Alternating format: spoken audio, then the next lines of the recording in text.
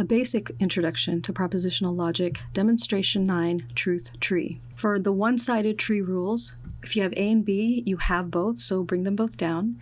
A or B, you only have one or the other, so branch one to each side.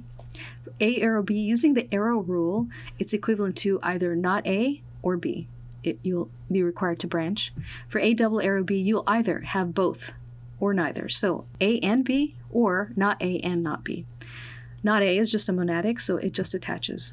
For the negating versions, we have not A and B. You have to use De Morgan's law and make it equivalent to either not A or B.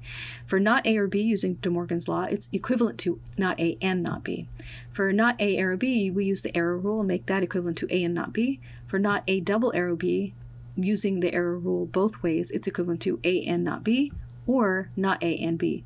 For not A, using double negation, it's just equivalent to A. Problem 122. Not A or B and not C or D, therefore not A and C. Step 1, set up the tree.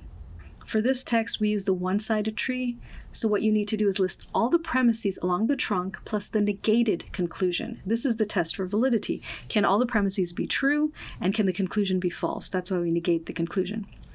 So separate from the decomposition that you're going to do below as you decompose the tree.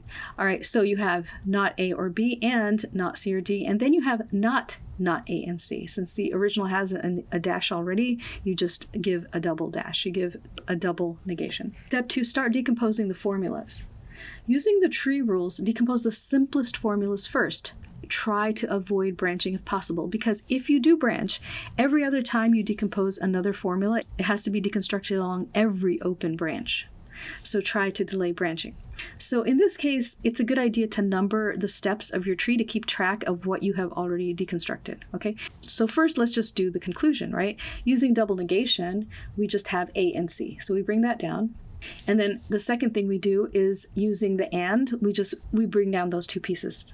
Step 3, keep going until it is closed, okay?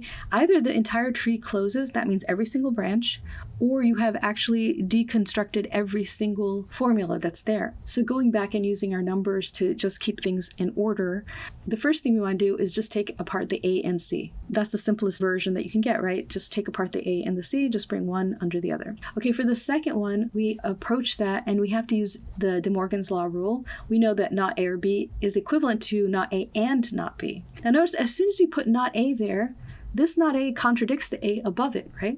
So it immediately closes this trunk. We never branched on this tree, okay? Sometimes you branch and then you'll have to close every single branch, but in this case, we only have this one trunk here. We never branch. So this closes the entire tree. If you have even one contradiction, it'll close the entire tree or the entire branch.